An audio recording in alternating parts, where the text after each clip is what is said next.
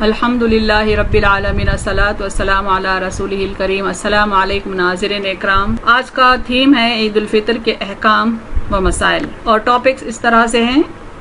عید کے چاند کے سلسلے میں کیا حکم ہے، سب سے پہلے وہ دیکھیں گے۔ اس کے بعد نماز سے پہلے کچھ کھا لیں، آپ صلی اللہ علیہ وسلم کی سنت سے یہ ثابت ہے۔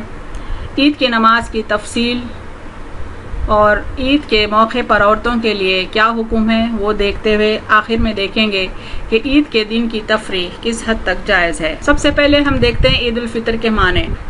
It was narrated from Abu Huraira radhiyallahu anhu that the Messenger of Allah sallallahu alaihi wasallam said, "Al-Fitr is the day when you break your fast, and Al-Adha is the day when you offer sacrifices."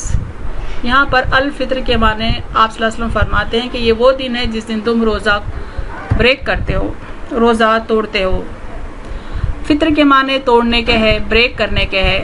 چونکہ شوال کی پہلی تاریخ سے ہم روزوں کا سلسلہ break کرتے ہیں، توڑتے ہیں، اسی لیے اس عید کو عید الفطر کہا جاتا ہے۔ عید کے چاند کا حکم۔ It was narrated from Abu Huraira radhiyallahu anhu that the Messenger of Allah sallallahu alaihi wasallam said، یعنی ابو ہریرہ رضی اللہ تعالیٰ عنہ سے روایت ہے کہ اللہ کے رسول صلی اللہ علیہ وسلم نے فرمایا، When you see the new crescent then fast، یعنی جب تم رمضان کا چاند دیکھو تو روزہ شروع کرو، روزہ رکھو، and when you see it then stop fasting, یعنی جب شوال کا چاند دیکھو تو روزہ رکھنے کا سلسلہ روک دو۔ If it is cloudy then fast 30 days، یعنی اگر شوال کا چاند نہ دکھے 29 رمضان کے بعد تو پھر 30واں روزہ مکمل کرو۔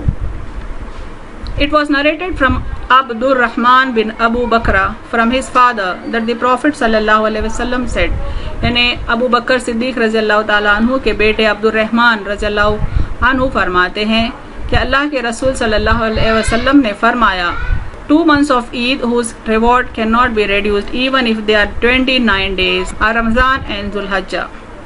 آپ صلی اللہ علیہ وسلم فرماتے ہیں کہ اگر عید کا چاند رمضان کے 29 ڈیز کمپلیٹ ہونے کے بعد بھی دکھے تو ثواب میں کوئی کمی نہیں ہوگی۔ اس حدیث کو دیکھیں۔ It was narrated that Umar bin Anas bin Malik radhiyallahu anhu said, "My paternal uncles among the Ansar who were among the companions of the Messenger of Allah told me، یعنی انس بن مالک رضی اللہ تعالیٰ عنہ کے بیٹے عمیر بن انس فرماتے ہیں کہ میرے انکلز جو کہ انصار میں سے تھے اور اللہ کے رسول صلی اللہ علیہ وسلم کے صحابہ کرام میں شمار ہوتے تھے، انہوں نے مجھ سے کہا، The new crescent of Shawwal was covered with clouds، کہ ایک بار شوال کا چاند بادلوں سے ڈھکا ہوا تھا، یعنی یہ کلیئر نہیں تھا کہ شوال کا چاند دکھا یا نہ دکھا۔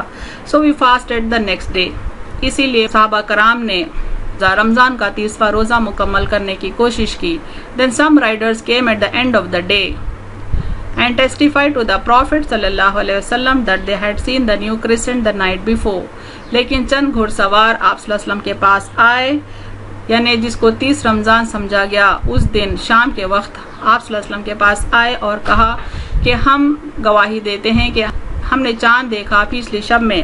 The Messenger of Allah صلی اللہ علیہ وسلم commanded them to break their fast and to go out to offer the Eid prayer the following morning، یعنی آپ صلی اللہ علیہ وسلم نے صحابہ کرام کو حکم دیا کہ روزہ کھول دیں۔ جیسے ہی چاند کے دکھنے کی اطلاع ملی روزہ کھولنے کا حکم دیا، لیکن چونکہ دن کا وقت ڈھل چکا تھا، زوال ہو چکا تھا، عید کی نماز اس دن نہیں پڑھائی گئی بلکہ اس کے دوسرے دن پڑھائی گئی۔ تو اس سے یہ نتیجہ اخذ کیا جاتا ہے کہ اگر چاند کے دکھنے کی اطلاع زوال کے بعد اگر ملے تو عید کی نماز اس دن نہیں ہوگی بلکہ اس کے نیکسٹ ڈے ہوگی۔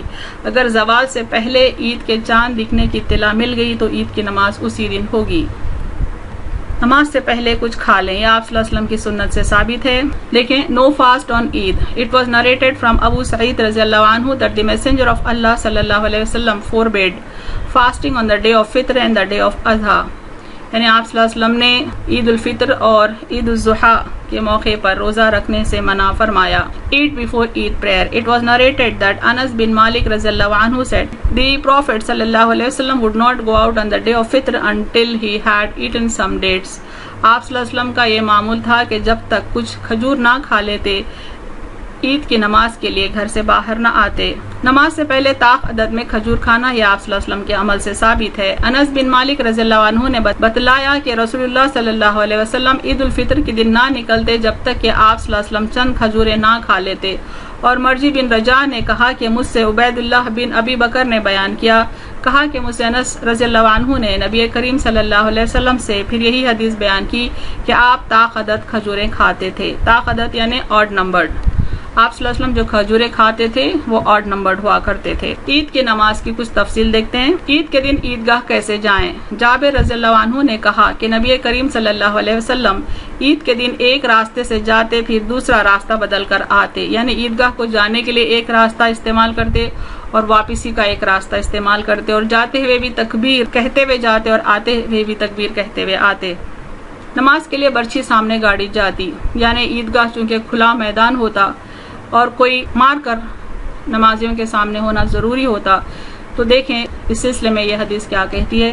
ابن عمر رضی اللہ عنہما نے کہا کہ نبی کریم صلی اللہ علیہ وسلم کے سامنے عید الفطر اور عید الاضحیٰ کی نماز کے لیے برچھی یعنی ڈنڈا جس کے نیچے لوہے کا پھل لگا ہوا ہو آگے آگے اٹھائی جاتی اور وہ عیدگاہ میں آپ صلی اللہ علیہ وسلم کے سامنے گاڑ دی جاتی۔ آپ صلی اللہ علیہ وسلم اسی کی آڑ میں نماز پڑھتے، یعنی چونکہ نماز کھلے میدان میں ہوتی، عید کی عیدگاہ میں ہوتی اور نمازیوں کے سامنے لوگ گزرنے کے چانسز ہوتے ہیں، جانور گزرنے کے چانسز ہوتے ہیں، اسی لیے ایک مارکر کے طور پر ایک ڈنڈا جس کو یہاں برچھی کہا جا رہا ہے گاڑ دیا جاتا۔ عید کی نماز کی اذان نہیں ہے۔ اس حدیث میں بتایا گیا ہے کہ عید الفطر اور عید الاضحیٰ کے لیے نبی کریم صلی اللہ علیہ وسلم اور خلفائے راشدین کے عہد میں اذان نہیں دی جاتی تھی۔ عید کی نماز 2 رکعت ہے۔ ابن عباس رضی اللہ عنہما بیان کرتے ہیں کہ نبی کریم صلی اللہ علیہ وسلم عید الفطر کے دن نکلے اور عیدگاہ میں 2 رکعت نماز عید پڑھی۔ آپ صلی اللہ علیہ وسلم نے نہ اس سے پہلے نفل پڑھی اور نہ اس کے بعد، یعنی 2 رکعت عید کی نماز آپ صلی اللہ علیہ وسلم نے پڑھی، اور عید کی نماز سے پہلے بھی کچھ ایکسٹرا نمازیں نفل کی حیثیت سے نہیں پڑھی، اور عید کی نماز کے بعد بھی کوئی نفل نماز آپ صلی اللہ علیہ وسلم نے نہیں پڑھی۔ آپ صلی اللہ علیہ وسلم کے ساتھ بلال رضی اللہ عنہ بھی تھے۔ عید کی نماز کا طریقہ: It was narrated from Aisha رضی اللہ عنہا that the messenger of Allah صلی اللہ علیہ وسلم said the takbir 7 and 5 times in the prayer for Eid, that is Fitr and Adha, apart from the takbir for ruku. حضرت عائشہ رضی اللہ عنہا فرماتی ہیں کہ اللہ کے رسول صلی اللہ علیہ وسلم نے تکبیر کہی عید کی نماز میں، چاہے وہ عید الفطر ہو یا عید الاضحیٰ ہو، پہلی رکعت میں 7 مرتبہ اور دوسری رکعت میں 5 مرتبہ، اور یہ تکابیر رکوع کی تکبیر کے علاوہ ہوا کرتی تھی۔ اس حدیث کو بھی دیکھیں۔ اب بن عمر بن العاص رضی اللہ عنہ said, the prophet of Allah صلی اللہ علیہ وسلم said, there are 7 takbirs in the first rakah and 5 in the second rakah of the prayer offered on the day of the breaking of the fast. آپ صلی اللہ علیہ وسلم نے فرمایا کہ عید الفطر کے دن جو نماز ہوتی ہے اس کی پہلی رکعت میں 7 تکبیریں ہیں اور دوسری رکعت میں 5۔ عید کی نماز میں تکبیر کے بعد قرآن پڑھا جاتا ہے۔ Narrated Amr bin Shu'aib from his father on the authority of his grandfather, the Prophet of Allah sallallahu alaihi wasallam said, the takbir in Eid al-Fitr prayer are 7 in the first rakah and 5 in the second, and the recitation of the Quran in both is after the takbir. یعنی دونوں رکعتوں میں تکبیریں کہنے کے بعد ہی قرآن پڑھا جائے، یہ آپ صلی اللہ علیہ وسلم نے حکم دیا۔ نماز کے بعد خطبہ دینا سنت ہے، یعنی خطبہ نماز سے پہلے نہیں ہونا چاہیے بلکہ عید کی نماز کے بعد ہونا چاہیے۔ عبداللہ بن عمر رضی اللہ عنہما نے کہا کہ رسول اللہ صلی اللہ علیہ وسلم عید الاضحیٰ اور عید الفطر کی نماز پہلے پڑھتے، پھر نماز کے بعد خطبہ دیتے۔ یہ بھی حدیث دیکھیں۔ حضرت عبداللہ بن عباس رضی اللہ عنہما نے فرمایا کہ میں عید کے دن نبی کریم صلی اللہ علیہ وسلم اور ابو بکر اور عمر اور عثمان رضی اللہ عنہم سب کے ساتھ گیا ہوں، یہ لوگ پہلے نماز پڑھتے پھر خطبہ دیا کرتے۔ یعنی اس حدیث سے ثابت ہے کہ ہمارے نبی کریم صلی اللہ علیہ وسلم اور خلفائے راشدین تمام کے تمام عید کی نماز پڑھنے کے بعد ہی خطبہ دیا کرتے تھے۔ عید کے موقع پر عورتوں کے لیے حکم دیکھیں۔ عورتوں کو عیدگاہ لے جائیں، عورتوں کو بھی عیدگاہ لے کر آنے کا ہمارے نبی کریم صلی اللہ علیہ وسلم نے حکم دیا ہے۔ ام عطیہ رضی اللہ عنہا نے فرمایا کہ ہمیں حکم تھا کہ حائضہ عورتوں، دوشیزاؤں اور پردہ والیوں کو عیدگاہ لے جائیں۔ ابن عون نے کہا کہ یہ حدیث میں پردہ والی دوشیزائیں ہیں، البتہ حائضہ عورتیں مسلمانوں کی جماعت اور دعاؤں میں شریک ہوں، نماز سے الگ رہیں۔ یعنی تمام خواتین کو عیدگاہ لے جانے کا حکم ہے۔ اگر ان میں کچھ حائضہ ہوں تو وہ نماز میں شامل نہ ہو بلکہ نماز کی جگہ سے تھوڑا سا الگ رہیں، دور رہیں اور دعاؤں میں وہ ضرور شامل ہوں۔ عورتوں کی عید کی نماز۔ ام عطیہ نے فرمایا کہ حضرت صلی اللہ علیہ وسلم کے زمانے میں ہمیں عید کے دن عیدگاہ میں جانے کا حکم تھا۔ کنواری لڑکیاں اور حائض عورتیں بھی پردے میں باہر آتی تھیں۔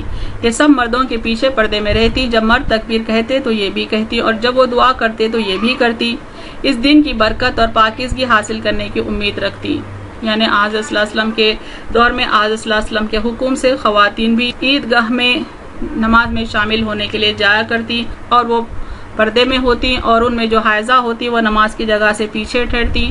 ویسے خواتین بھی مردوں کے پیچھے صفیں بناتی، اور جب مرد تکبیر کہتے تو یہ بھی تکبیر کہتی، اور تمام خواتین دعاؤں میں بھی شامل ہوتی تاکہ عید کے دن کی برکت انہیں بھی حاصل ہو۔ ایک خاتون نے پوچھا نبی صلی اللہ علیہ وسلم سے کہ یا رسول اللہ، کیا ہم میں سے اگر کسی کے پاس چادر نہ ہو اور اس وجہ سے وہ عید کے دن عیدگاہ نہ جا سکے تو کوئی حرج ہے؟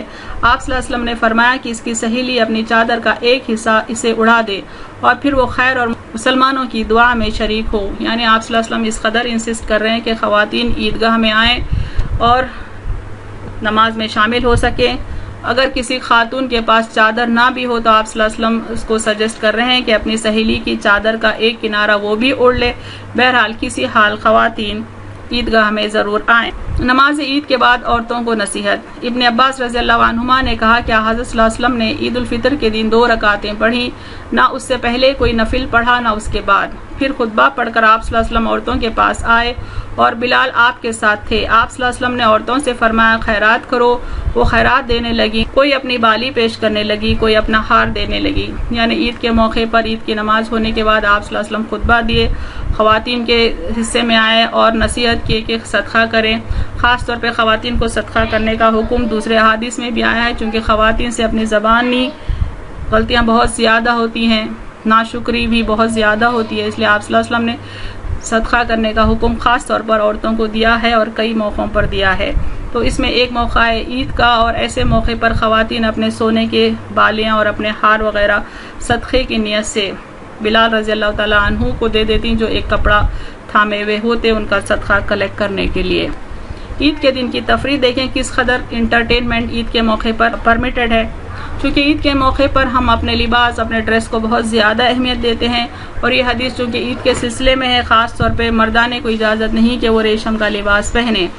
عبداللہ بن عمر رضی اللہ عنہما نے کہا کہ حضرت عمر رضی اللہ عنہ ایک موٹے ریشم کے کپڑے کا چوغا لے کر رسول اللہ صلی اللہ علیہ وسلم کی خدمت میں حاضر ہوئے، جو بازار میں بک رہا تھا۔ کہنے لگے یا رسول اللہ، آپ اسے خرید لیجئے اور عید اور وفود کی پذیرائی کے لیے اسے پہن کر زینت فرمایا کیجئے۔ حضرت عمر رضی اللہ تعالیٰ عنہ ایک موٹے ریشم کا لباس بازار سے خرید کر آپ صلی اللہ علیہ وسلم کی خدمت میں حاضر ہوئے تاکہ آپ صلی اللہ علیہ وسلم اسے خرید لیں عید کے موقع کے لیے۔ اور جب ڈیلیگیٹس آتے ہیں دور دراز سے، آپ صلی اللہ علیہ وسلم ان کو چونکہ اٹینڈ کرتے ہیں، ان کو ویلکم کرتے ہیں ایسے موقعوں کے لیے، اور آپ صلی اللہ علیہ وسلم اس کو پہن کر ایسے موقعوں کے لیے زینت فرمایا کر سکتے ہیں۔ اس پر رسول اللہ صلی اللہ علیہ وسلم نے فرمایا کہ یہ تو وہ پہنے گا جس کا آخرت میں کوئی حصہ نہیں۔ چونکہ وہ لباس ریشم کا تھا، آپ صلی اللہ علیہ وسلم نے فرمایا کہ ایسا لباس وہی پہنتے جن کا آخرت میں کوئی حصہ نہیں، یعنی یہ مومن بندوں کے لیے حرام ہے۔ اس کے بعد جب تک اللہ نے چاہ عمر رہی، پھر ایک دن رسول اللہ صلی اللہ علیہ وسلم نے خود ان کے پاس ایک ریشمی چوغا تحفے میں بھیجا۔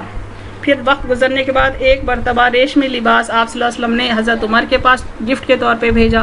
حضرت عمر رضی اللہ عنہ اسے لیے ہوئے آپ صلی اللہ علیہ وسلم کی خدمت میں حاضر ہوئے اور کہا کہ یا رسول اللہ، آپ نے تو یہ فرمایا کہ اس کو وہ پہنے گا جس کا آخرت میں کوئی حصہ نہیں، پھر آپ نے یہ میرے پاس کیوں بھیجا؟ یعنی حضرت عمر رضی اللہ عنہ کنفیوز مائنڈ سے آئے کہ پوچھے کہ چونکہ اس قسم کا لباس مومن بندوں کے لیے پرمیٹڈ نہیں ہے، پھر میں کس بنیاد پر اس کو پہنوں؟ رسول اللہ صلی اللہ علیہ وسلم نے فرمایا کہ میں نے اسے تیرے پہننے کو نہیں بھیجا، بلکہ اس لیے کہ تم اسے بیچ کر اس کی قیمت اپنے کام میں لاؤ۔ تو اس سے کلیئر ہو گیا کہ ریشم کا لباس چاہے عید کا موقع ہی کیوں نہ ہو، مرد حضرات نہیں پہن سکتے ہیں، بلکہ عورتوں کو ریشم کا لباس بھی پہننے کی اجازت ہے اور سونے کا زیور بھی پہننے کی اجازت ہے۔ عید کے موقع پر دف بجانا اور گیت گانا کیسا؟ حضرت عائشہ رضی اللہ عنہا نے بتلایا کہ حضرت ابو بکر رضی اللہ عنہ تشریف لائے تو میرے پاس انصار کی 2 لڑکیاں وہ اشعار گا رہی تھی جو انصار نے بعاث کی جنگ کے موقع پر کیے تھے۔ حضرت عائشہ رضی اللہ عنہا نے کہا کہ گانے والیاں نہیں تھی۔ حضرت ابو بکر رضی اللہ عنہ نے فرمایا کہ رسول اللہ صلی اللہ علیہ وسلم کے گھر میں شیطانی باجے اور یہ عید کا دن تھا۔ یعنی ایک مرتبہ حضرت عائشہ رضی اللہ تعالیٰ عنہا کے پاس 2 چھوٹی عمر کی لڑکیاں دف بجاتے ہوئے کچھ اشعار گا رہی تھی جو کسی جنگ سے ریلیٹڈ تھے۔ حضرت ابو بکر صدیق رضی اللہ تعالیٰ عنہ اس وقت گھر میں آئے چونکہ عید کا موقع تھا، اور آپ صلی اللہ علیہ وسلم ایک طرف چہرہ دوسرے رخ پہ کیے لیٹے ہوئے تھے. تو حضرت ابو بکر صدیق رضی اللہ تعالیٰ عنہ کو ناگوار گزرا کہ آپ صلی اللہ علیہ وسلم کے گھر میں آپ صلی اللہ علیہ وسلم کی موجودگی میں شیطانی باجا بج رہا ہے. آخر رسول اللہ صلی اللہ علیہ وسلم نے حضرت ابو بکر رضی اللہ عنہ سے فرمایا، اے ابو بکر، ہر قوم کی عید ہوتی ہے اور آج یہ ہماری عید ہے. رسول اللہ صلی اللہ علیہ وسلم نے حضرت ابو بکر صدیق رضی اللہ تعالیٰ عنہ کو خاموش بٹھایا اور اس کی یہ وجہ بتائی کہ ہر قوم کی ایک عید ہوتی ہے، آج ہماری عید ہے، یعنی لیٹ دوز چلڈرن سیلیبریٹ. تو آپ صلی اللہ علیہ وسلم نے اس بات کی اجازت دی کہ بچیاں دف بجا رہی تھیں وہ بجائیں، اور جو گیت گا رہی تھی جس میں کوئی گناہ کی بات یا کوئی فحش نہیں تھی اس کی اجازت آپ صلی اللہ علیہ وسلم نے دی تھی. اس سے پتہ چلتا ہے کہ عید کے موقع پر ہم اس قسم کا انٹرٹینمنٹ اپنا سکتے ہیں. عید کے موقع پر کھیل کود دیکھنا کیسا ہے؟ حضرت عائشہ رضی اللہ عنہا نے کہا کہ میں نے ایک دفعہ یعنی عید کے موقع پر نبی کریم صلی اللہ علیہ وسلم کو دیکھا کہ آپ صلی اللہ علیہ وسلم نے مجھے چھپا رکھا تھا اور میں حبشہ کے لوگوں کو دیکھ رہی تھی جو مسجد میں تیروں سے کھیل رہے تھے. یعنی حبشی لوگوں کو دراصل ٹریننگ دی جا رہی تھی اسپورٹیو میتھڈ سے، وہ تیروں سے کھیل رہے تھے، یعنی وہ تیر اندازی کر رہے تھے. تو آپ صلی اللہ علیہ وسلم نے حضرت عائشہ رضی اللہ تعالیٰ عنہا کو وہ بتانے کے لیے اپنے پیٹھ پیچھے چھپایا اور وہ منظر دکھاتے چلے گئے. حضرت عمر رضی اللہ عنہ نے انہیں ڈانٹا، لیکن نبی کریم صلی اللہ علیہ وسلم نے فرمایا کہ جانے دو، اور ان سے فرمایا، اے بنو ارفدہ، تم بے فکر ہو کر کھیل دکھاؤ. یعنی حضرت عمر رضی اللہ تعالیٰ عنہ کو اچھا نہیں دکھا کہ مسجد میں اس طرح سے تیروں کا کھیل ہو رہا ہے. انہوں نے حبشہ کے لوگوں کو روکا تو آپ صلی اللہ علیہ وسلم نے حضرت عمر کو روک دیا اور حبشہ کے لوگوں کو فرمایا کہ تم کھیلتے رہو، یہاں تک کہ بی بی عائشہ رضی اللہ تعالیٰ عنہا تھک گئی اور وہ دور ہٹ گئی. اس کا تفصیلی ذکر دوسری احادیث میں آیا ہے. امپورٹنٹ پوائنٹس دیکھیں اس ویڈیو کے. عید کے موقع پر کثرت سے اللہ کی کبریائی بیان کریں، اللہ کی تکبیر کہیں، چونکہ اللہ تعالیٰ نے قرآن کے نزول اور رمضان کے سلسلے میں فرمایا وَلِتُكَبِّرُوا اللَّهَ عَلَى مَا هَدَاكُمْ وَلَعَلَّكُمْ تَشْكُرُونَ. یعنی جہاں پر رمضان کے روزے رہنے کا حکم ہوا وہاں پر قرآن کے نزول کو اس کی وجہ بتائی گئی، اور قرآن چونکہ ہماری ہدایت کے لیے نازل ہوا، ہم کو چاہیے کہ اللہ کا شکر ادا کریں، رمضان کے مہینے میں روزے رکھیں اور خاص عید کے موقع پر اللہ کی کبریائی بیان کریں. کسی آیت کے حکم کی بنیاد پر عید کے دن کثرت سے تکبیر کہی جاتی ہے، یہاں تک کہ عید کی نماز میں بھی تکابیر زیادہ پڑھی جاتی ہے. دیکھیں، اور تاکہ تم اللہ کی بڑائی بیان کرو اس پر کہ اس نے تمہیں ہدایت دی، اور تاکہ تم شکر کرو. نماز عید واجب ہے اور 2 رکعت ہے. پہلی رکعت 7 تکبیروں کے ساتھ اور دوسری رکعت 5 تکبیروں کے ساتھ. عورتوں کو بھی عیدگاہ لے کر جائیں تاکہ وہ نماز یا کم از کم دعاؤں میں شامل ہو سکیں.